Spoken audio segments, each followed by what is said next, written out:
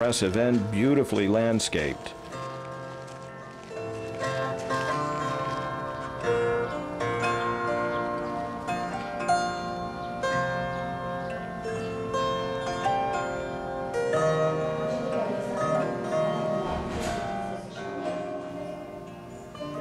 Despite having a short reign as Tsar, Peter was assassinated, his home is a work of art. Each inch is filled with eye-catching artistry. The ceilings are intricately embellished with extraordinarily fine textured carvings. And we're amazed at the amount of care and craftsmanship that created this splendid residence. Nowhere do we see repeated decorations. Each room and landing, all are unique in the variety of themes presented in this handsome place.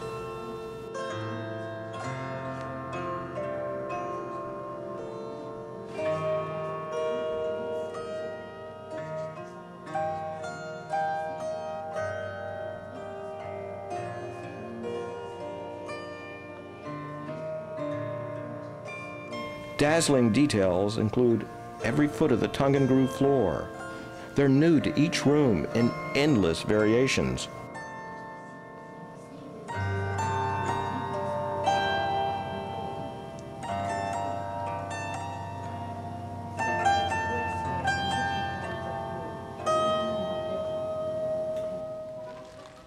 Then we visit the Fountains of Peterhof. The main building, the Grand Palace, is located on a majestic bluff overlooking the Baltic Sea. Perhaps the greatest technological achievement of Peterhof is that all of the fountains operate without the use of pumps. Water is supplied from natural springs and collects in reservoirs in the upper gardens. The elevation difference creates the pressure that drives most of the fountains of the lower gardens, including the Grand Cascade. The Samson Fountain is supplied by a special aqueduct over 4 kilometers in length, drawing water and pressure from a high elevation source.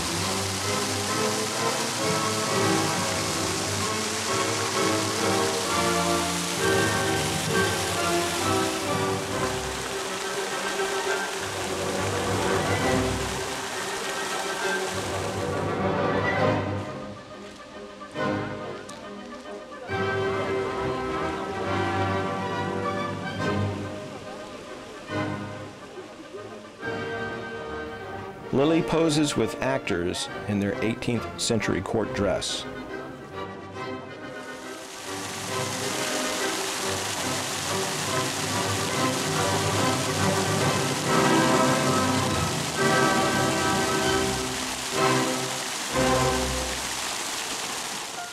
Then we visit the Hermitage.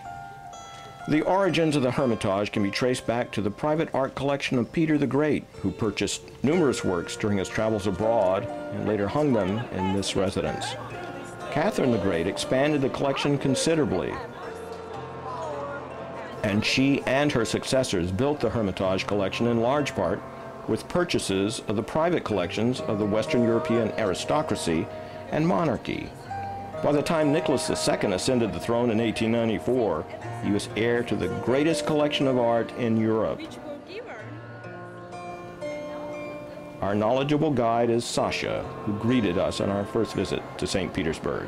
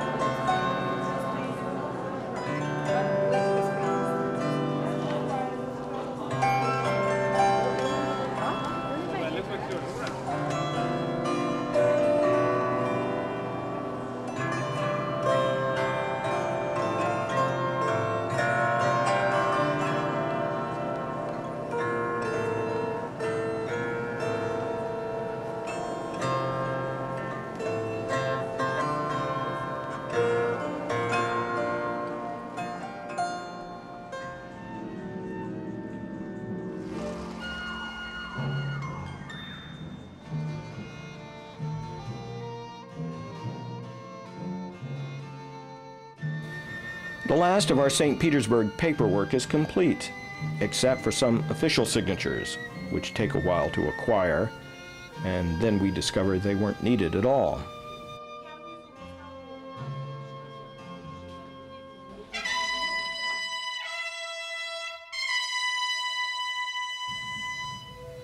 Then we fly to Moscow so we can get our visas from the American Embassy.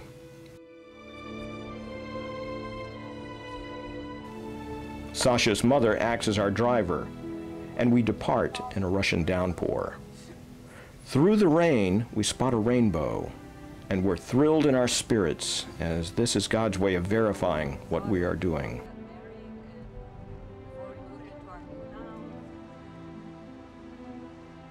The adoption organization has arranged for us to stay at an apartment near the embassy.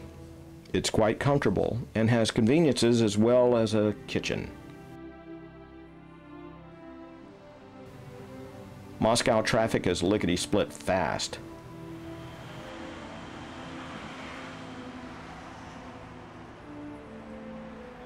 Sasha takes us to the embassy doctor, who will look Lily over to make sure there are no health issues.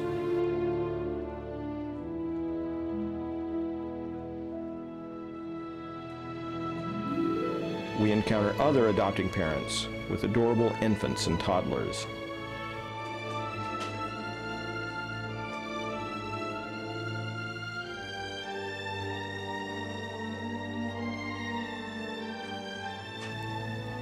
Lily is fine, and Sasha has the flight itinerary prepared for our return to the U.S. So right now it's Saturday, July 29th, 7 a.m.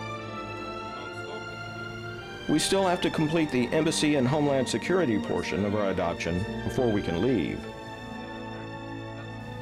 We see some of the parents we met earlier at the doctor's office. We make time to view the Moscow River and admire the scenery. A cruise on a boat taxi relaxes us. We indulge in this last look at this great city and look forward to what Lily will mean to our family.